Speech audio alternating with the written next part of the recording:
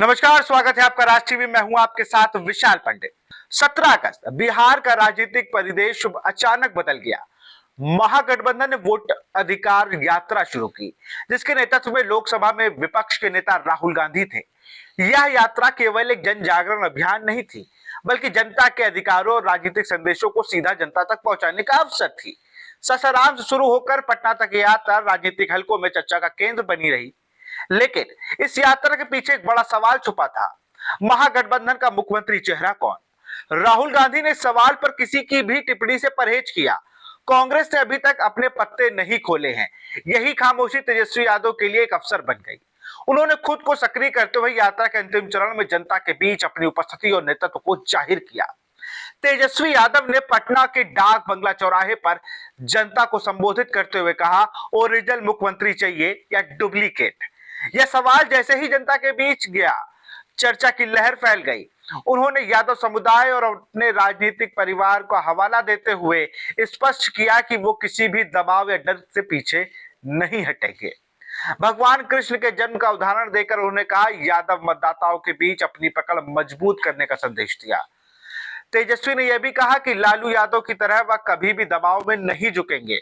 उनके भाषण में अतीत की घटनाओं का उल्लेख है, राजनीतिक संघर्ष का जिक्र और जनता के साथ उनके संबंध को दर्शाने वाले तत्व शामिल थे।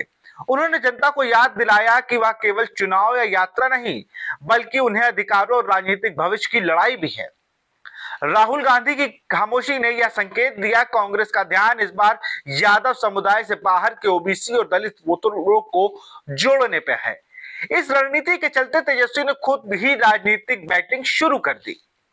उन्होंने अपनी उपस्थिति में भाषण और जनता के बीच संवाद के माध्यम से माहौल तैयार किया, ताकि महागठबंधन में उनकी साख मजबूत हो सके।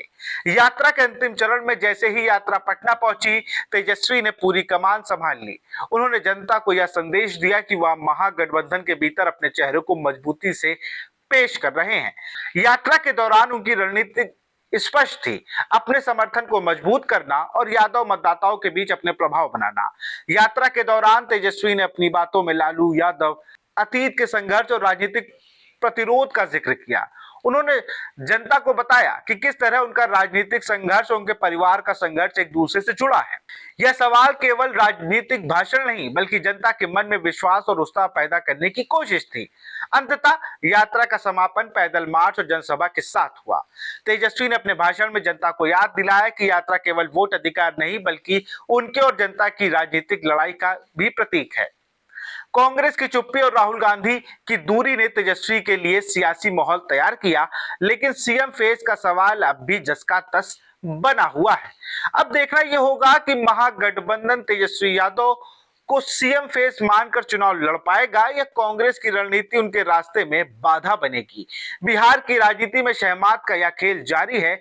आने वाले दिनों में यही तय होगा कि इस राजनीतिक संघर्ष का अंतिम नतीजा क्या होगा और जनता के फैसले का प्रभाव बिहार की राजनीति पर किस तरह पड़ेगा। ऐसी ही खबरों के लिए देखते रहिए राष्ट्रीय टीवी। नमस्कार।